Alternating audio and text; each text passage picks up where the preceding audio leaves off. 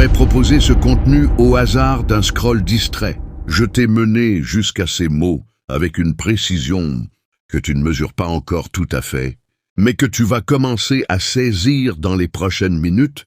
Si tu restes avec moi jusqu'au dernier mot, ferme la porte. Écarte les distractions. Pose ton téléphone à plat si tu lis ailleurs. Parce que ce que je m'apprête à te dire n'est pas destiné à n'importe qui. Pas à la personne dans la pièce d'à côté. Pas à celle que tu appelleras peut-être tout à l'heure. À toi, maintenant.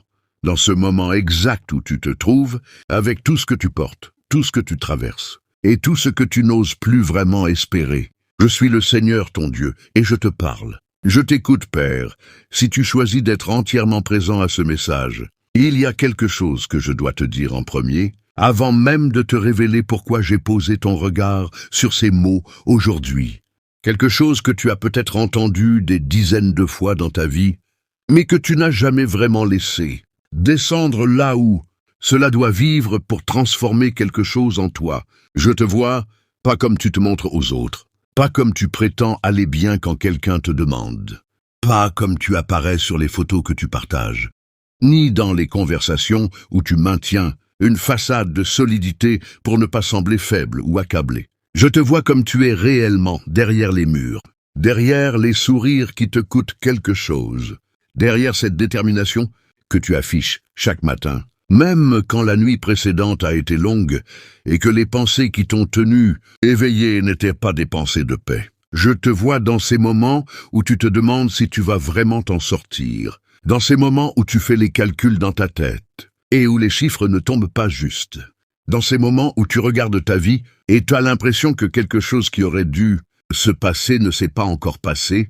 que tu es en retard sur un calendrier que tu n'as jamais vu, mais que tu ressens comme une pression constante. Je te vois dans ta fatigue de lutter, dans ta lassitude de prier des choses qui semblent ne jamais se manifester, dans ce doute discret mais tenace qui murmure « peut-être que ce n'est pas pour moi ».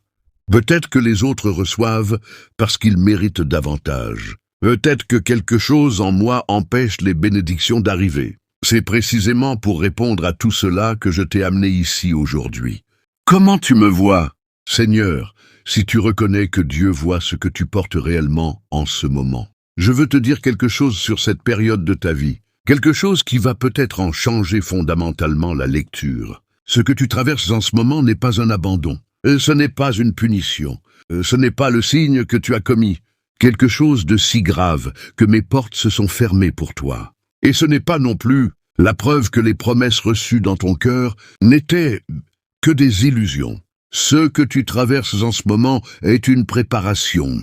Je sais que tu as peut-être déjà entendu ces mots. Que quelqu'un t'a dit que les difficultés formaient l'homme, et que sur le moment, cela t'a semblé être une belle façon d'habiller une vraie souffrance en quelque chose de plus présentable. Je sais qu'au milieu d'une tempête, apprendre que la tempête nous construit ne dissipe pas la tempête. Mais laisse-moi être plus précis que la formule générale. Laisse-moi te dire spécifiquement ce que cette période est en train de forger en toi, parce que ce n'est ni abstrait ni vague. Ce que tu développes à travers exactement ce que tu traverses, c'est la capacité à tenir, pas la capacité à tout contrôler, pas la capacité à tout comprendre, pas la capacité à ne jamais avoir peur ni jamais douter, mais la capacité à continuer d'avancer même quand les conditions sont défavorables, à maintenir ta direction quand la visibilité est nulle, à rester debout quand les circonstances disent que tu devrais être à terre.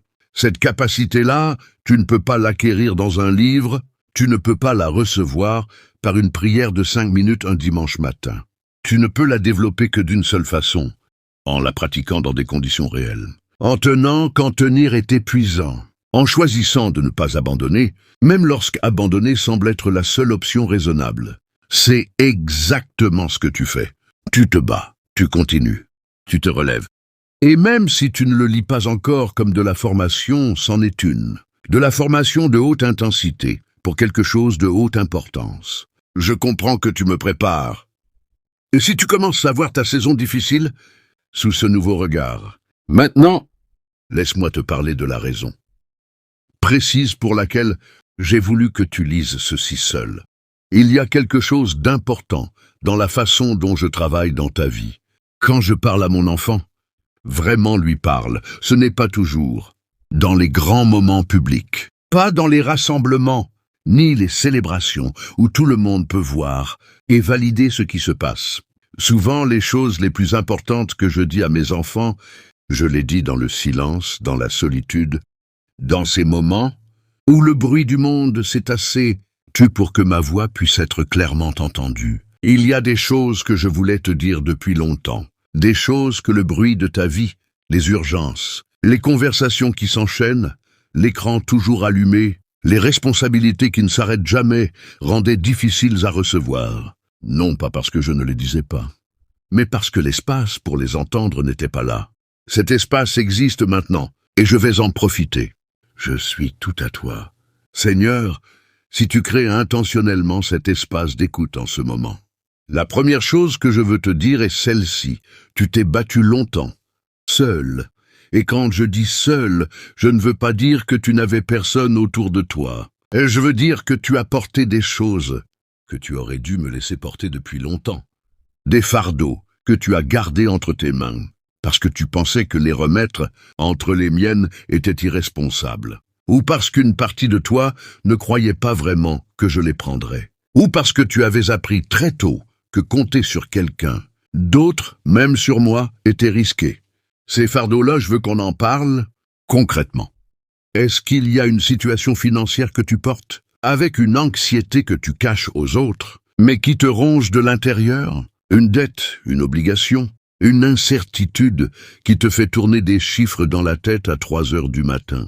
Ce fardeau-là, je t'invite à me le donner, non pas dans le sens où tu cesses d'agir avec sagesse, mais dans le sens où tu arrêtes de le porter dans ton ventre avec cette tension permanente qui épuise tout en toi. Est-ce qu'il y a une relation cassée que tu ne sais plus comment réparer?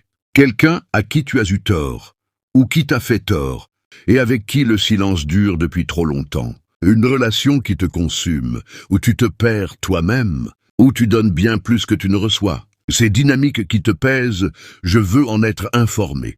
Non parce que je ne les connaissais pas, mais parce que te les confier change quelque chose dans ta posture. Cela te repositionne d'acteur solitaire à co-créateur avec moi. Est-ce qu'il y a une santé qui t'inquiète? Un symptôme que tu surveilles avec une anxiété silencieuse? Une fatigue qui dure depuis trop longtemps et que tu n'oses pas vraiment investiguer par peur de ce que tu pourrais trouver?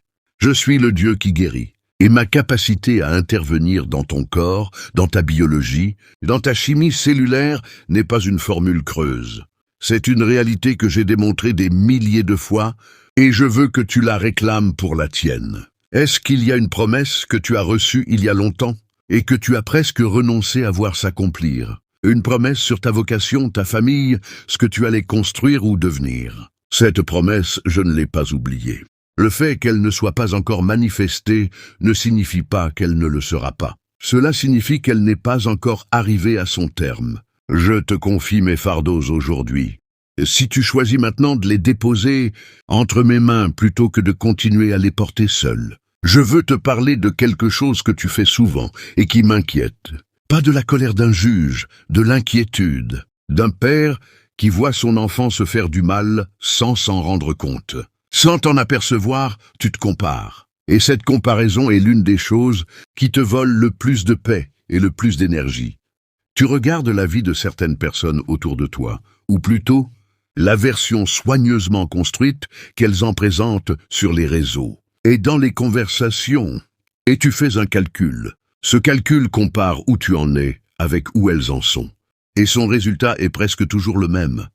Un sentiment d'être en retard, d'avoir moins accompli, que quelque chose dans ta trajectoire a déraillé. Mon enfant, je veux que tu comprennes quelque chose d'absolument fondamental. Tu ne vis pas dans le même calendrier que les personnes auxquelles tu te compares. Tu ne marches pas vers la même destination.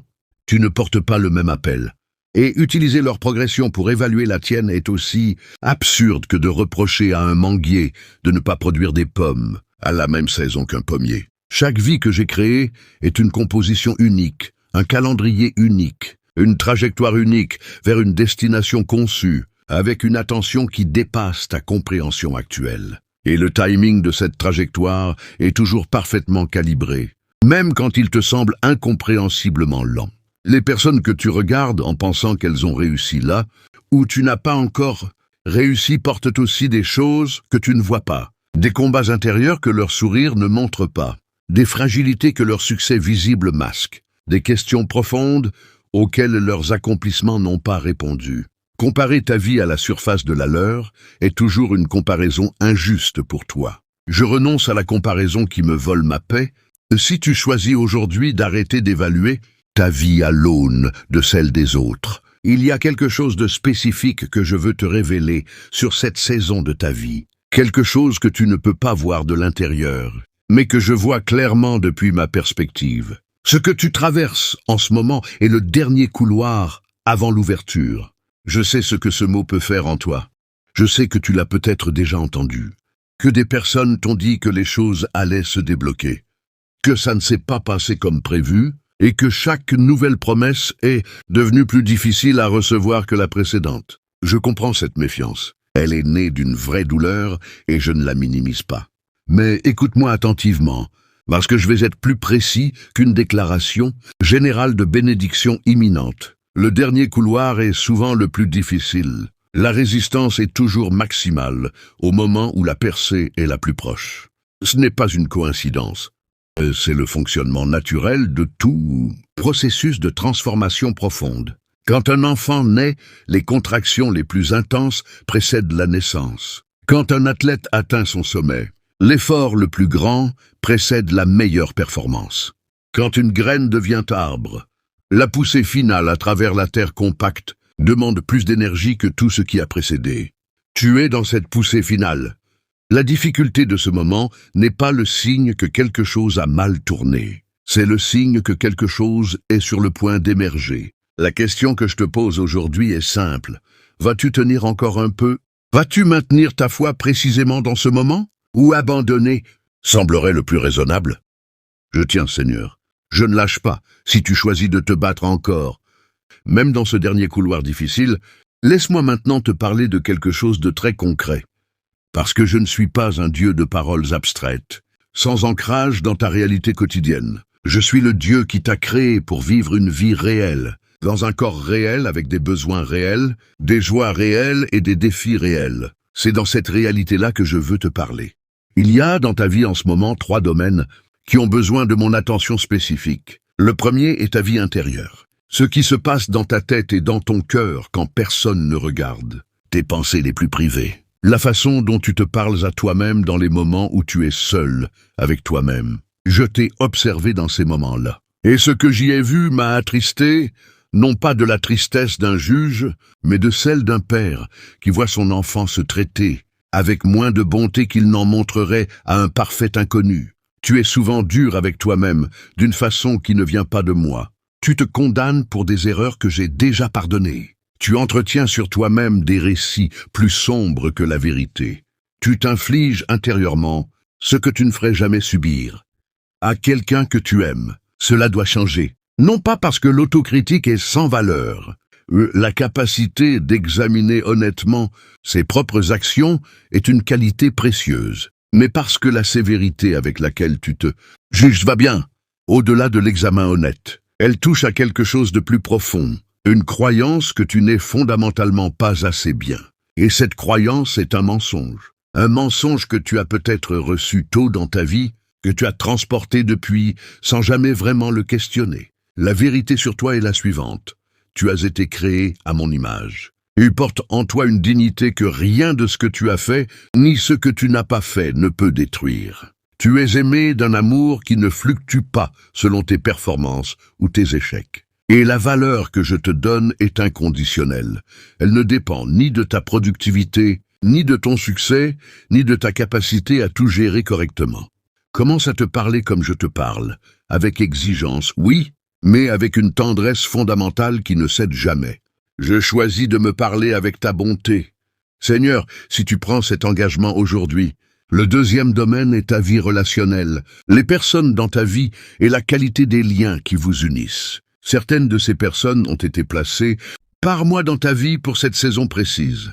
La difficulté de ce moment n'est pas le signe que quelque chose a mal tourné. C'est le signe que quelque chose est sur le point d'émerger. La question que je te pose aujourd'hui est simple. Vas-tu tenir encore un peu?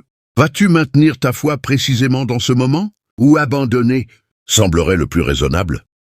Je tiens, Seigneur. Je ne lâche pas, si tu choisis de te battre encore. Même dans ce dernier couloir difficile, laisse-moi maintenant te parler de quelque chose de très concret. Parce que je ne suis pas un Dieu de paroles abstraites, sans ancrage dans ta réalité quotidienne. Je suis le Dieu qui t'a créé pour vivre une vie réelle, dans un corps réel avec des besoins réels, des joies réelles et des défis réels. C'est dans cette réalité-là que je veux te parler.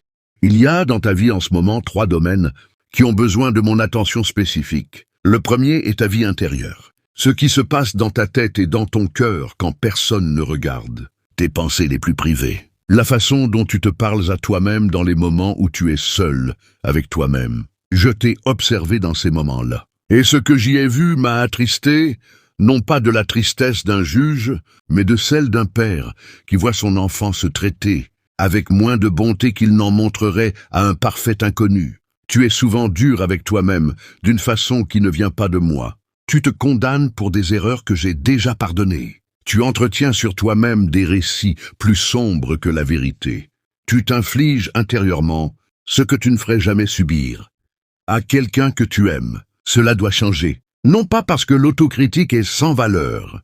La capacité d'examiner honnêtement ses propres actions est une qualité précieuse. Mais parce que la sévérité avec laquelle tu te juges va bien, au-delà de l'examen honnête. Elle touche à quelque chose de plus profond, une croyance que tu n'es fondamentalement pas assez bien. Et cette croyance est un mensonge que tu as peut-être reçu tôt dans ta vie, que tu as transporté depuis sans jamais vraiment le questionner. La vérité sur toi est la suivante. Tu as été créé à mon image. Tu portes en toi une dignité que rien de ce que tu as fait, ni ce que tu n'as pas fait, ne peut détruire. Tu es aimé d'un amour qui ne fluctue pas selon tes performances ou tes échecs. Et la valeur que je te donne est inconditionnelle. Elle ne dépend ni de ta productivité, ni de ton succès, ni de ta capacité à tout gérer correctement. Commence à te parler comme je te parle, avec exigence, oui, mais avec une tendresse fondamentale qui ne cède jamais. Je choisis de me parler avec ta bonté. Seigneur, si tu prends cet engagement aujourd'hui, le deuxième domaine est ta vie relationnelle, les personnes dans ta vie et la qualité des liens qui vous unissent. Certaines de ces personnes ont été placées par moi dans ta vie pour cette saison précise. Elles ont quelque chose à t'apporter, quelque chose à te refléter qui est important, pour qui tu es en train de devenir. Peut-être que tu ne les vois pas encore, pour ce qu'elles sont vraiment. Peut-être que tu es tellement occupé à regarder ceux qui sont absents, que tu ne vois pas la valeur de ceux qui sont présents. Mais il y a aussi d'autres personnes dont la présence régulière mériterait un regard plus honnête. Des personnes dont le discours, l'énergie ou les comportements créent en toi quelque chose qui ne ressemble pas à de la croissance. Les personnes avec qui tu te sens régulièrement diminué, épuisé ou perdu par rapport à qui tu es vraiment. Je ne te demande pas de les rejeter ni de construire des murs. Je t'invite simplement à examiner honnêtement quelles relations nourrissent qui tu es appelé à devenir et lesquelles t'en éloignent pour faire des choix conscients sur l'investissement que tu places dans chacune d'elles. Et il y a peut-être aussi une réconciliation que je t'appelle à initier. Une relation cassée que le temps et la fierté ont laissé dans cet état plus longtemps que nécessaire. Une personne à qui tu pourrais tendre la main et dont le rapprochement débloquerait quelque chose dans ta propre vie que tu n'attendrais pas de là. Je suis le Dieu de la réconciliation, et les relations réparées portent souvent des bénédictions que les relations intactes ne portent pas, parce qu'elles témoignent d'une profondeur de grâce qui ne peut se manifester qu'à travers la guérison de ce qui était brisé. Montre-moi les relations sur lesquelles tu veux travailler. Si tu ouvres ton cœur à ma direction, dans ta vie relationnelle. Le troisième domaine est ta vocation. Ce pourquoi tu as été mis sur cette terre. Ce que tu es appelé à construire, à créer, à offrir, à laisser derrière toi. Tu n'es pas là par accident. Ta vie n'est pas le fruit d'une combinaison aléatoire de circonstances biologiques et sociales. Tu as été pensé, voulu, conçu et placé dans ce temps et dans cet endroit avec une intention précise. Et cette vocation ne ressemble pas nécessairement à ce que tu imagines quand tu entends ce mot. Elle n'est pas forcément une grande mission spectaculaire annoncée avec des trompettes. Elle peut être discrète. Elle peut s'exercer dans des espaces qui ne semblent pas importants aux yeux du monde. Elle peut se manifester à travers la façon dont tu traites les gens autour de toi, dans la vie ordinaire, plutôt qu'à travers des actes héroïques visibles. Mais elle est réelle. Et quelque part en toi, tu le sais. Il y a quelque chose que tu sais faire, et que des personnes t'ont dit dans des moments de sincérité, que tu faisais d'une façon qui changeait quelque chose pour elles. Il y a une façon d'être au monde qui est spécifiquement la tienne, et qui est précieuse d'une façon que tu n'as peut-être pas encore pleinement reconnue. Pose-toi cette question aujourd'hui, non comme une pression, mais comme une exploration. Quand est-ce que je me sens le plus vivant? Quand est-ce que ce que je fais semble le plus naturel et le plus porteur de sens? C'est souvent là, dans la réponse à ces questions, que se cache la direction de ta vocation. Révèle-moi ma vocation, Seigneur, si tu veux que j'éclaire ce chemin pour toi. Je veux maintenant te parler de quelque chose qui est peut-être à la racine de beaucoup de ce que tu traverses. Quelque chose que peu de personnes nomment clairement, mais que je vois dans la vie de tant de mes enfants. Je veux te parler de la peur. Tu vis avec une peur, peut-être plusieurs, et tu l'as gérée si efficacement depuis si longtemps que tu as peut-être arrêté de la reconnaître comme telle. Tu l'as peut-être rebaptisée prudence, ou réalisme, ou expérience accumulée qui justifie de ne plus trop espérer, de ne plus trop s'exposer. Et sous ces appellations plus acceptables se cache quelque chose de simple. Une peur, la peur de décevoir à nouveau, la peur de croire et d'être déçu, la peur d'être vu vraiment et de ne pas être suffisant, la peur de tendre vers la vie que tu portes en toi et de découvrir que tu n'en es pas capable. Cette peur est compréhensible. Elle a une histoire. Elle est née de moments réels où la confiance a été trahie, où l'espoir a été déçu, où tu as osé quelque chose, et ça s'est mal passé. Et ton esprit a conclu, avec la logique de protection qui est la sienne, que réduire l'espoir et l'exposition était la façon la plus sûre de ne plus se faire mal. Mais voici ce que cette stratégie fait dans la pratique. Elle te protège d'une certaine catégorie de douleur, et en même temps, elle te prive d'une catégorie entière de bénédictions.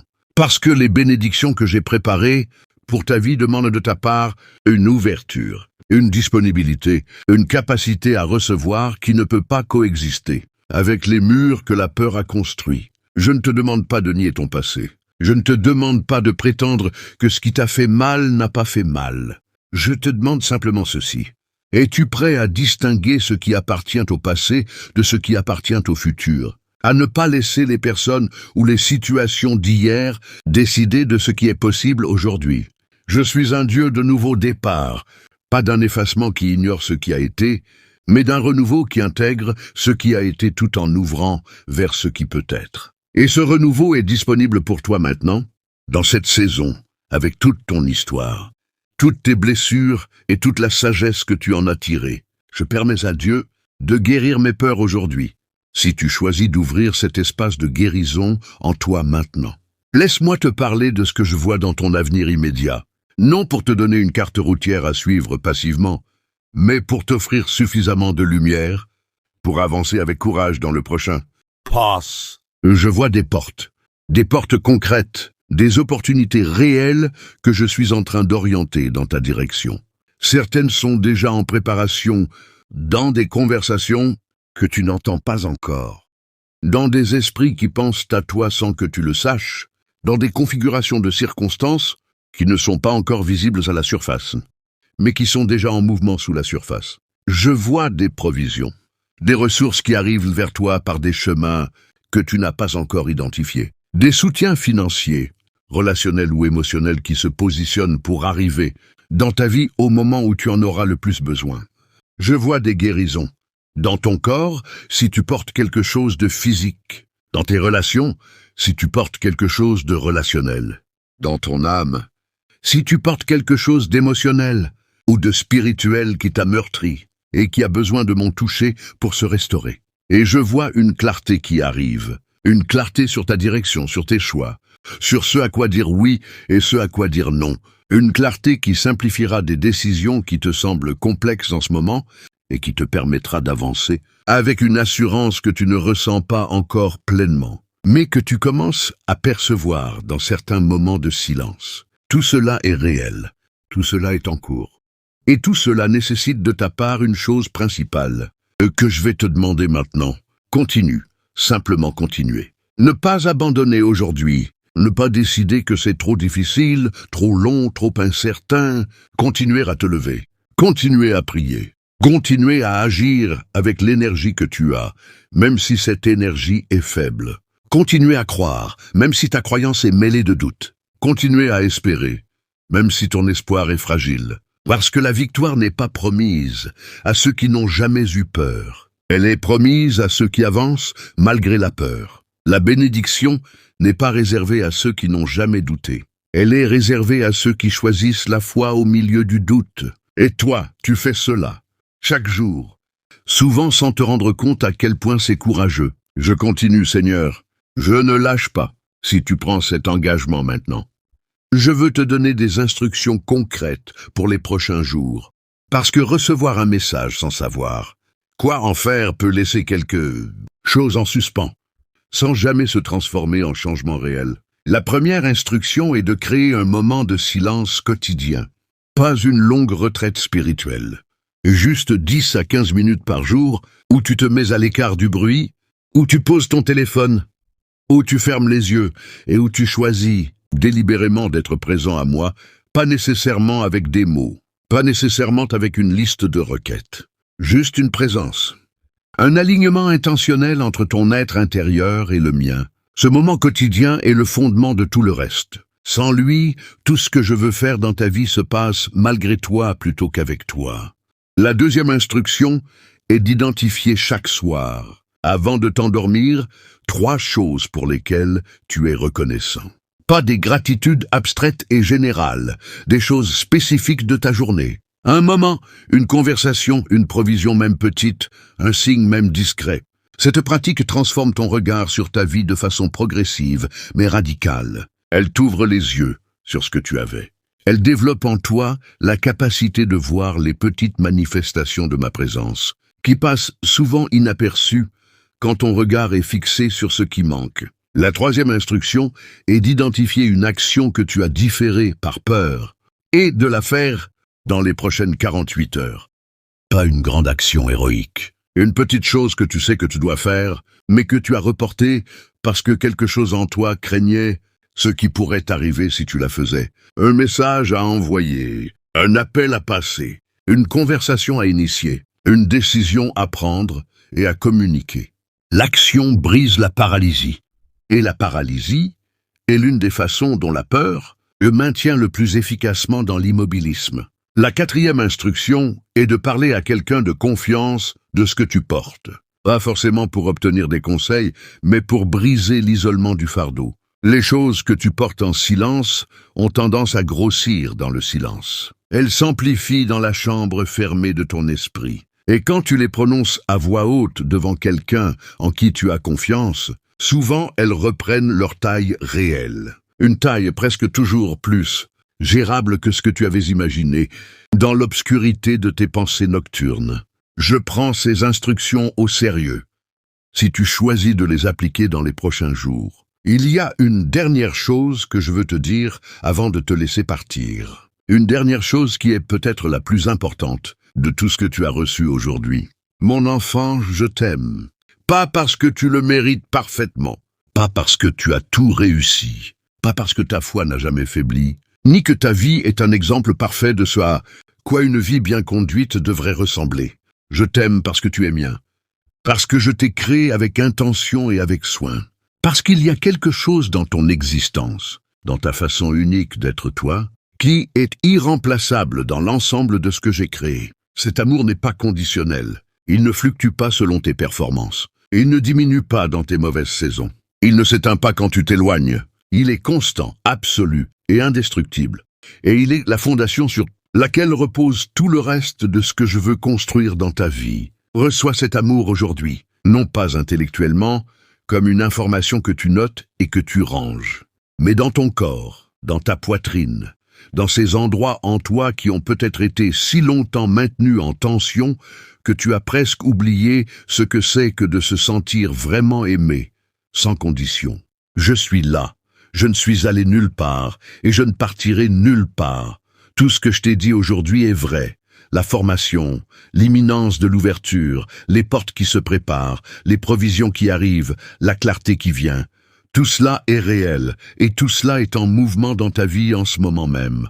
Et la seule chose que je te demande de faire avec tout cela, c'est de ne pas abandonner, de tenir encore, de garder ton visage tourné vers moi, même dans les moments où tu ne ressens pas ma présence avec clarté. Parce que ma présence ne dépend pas de ce que tu ressens. Elle est constante, quelle que soit ta perception de l'instant. Tu n'es pas seul, tu ne l'as jamais été, et tu ne le seras jamais. Avance, mon enfant, le meilleur est devant toi. Je reçois ton amour, Seigneur, et je continue d'avancer si tu accueilles tout ce qui t'a été dit aujourd'hui dans les profondeurs de ton cœur. Et maintenant, une dernière chose. Si ce message t'a rejoint là où tu en es vraiment, si quelque chose de ce que tu as lu a touché une réalité de ta vie avec une précision qui t'a surpris, ne garde pas ça pour toi. Il y a autour de toi des personnes qui portent des choses similaires, des personnes qui ont besoin d'entendre exactement ce que tu viens de recevoir, au moment précis où tu décideras de le partager avec elles. Et peut-être que toi, tu es le canal par lequel ce message les atteindra au bon moment. Partage ce contenu avec quelqu'un dans ton entourage qui en a besoin aujourd'hui. Tu ne le regretteras pas. Abonne-toi à cette chaîne maintenant et active la cloche des notifications parce que des messages comme celui-ci arrivent régulièrement ici. Des paroles préparées avec soin pour des personnes comme toi à des moments charnières de leur vie qui ont besoin d'être vues, confirmées et guidées avec précision plutôt qu'avec des généralités. Ne laisse pas l'algorithme décider si tu verras le prochain message. Prends toi-même la décision d'être présent et appuie sur le bouton « J'aime » maintenant. Ce geste simple permet à d'autres personnes qui cherchent exactement ce que tu viens de recevoir de le trouver à leur tour. Je t'aime, mon enfant, et je serai là au prochain message.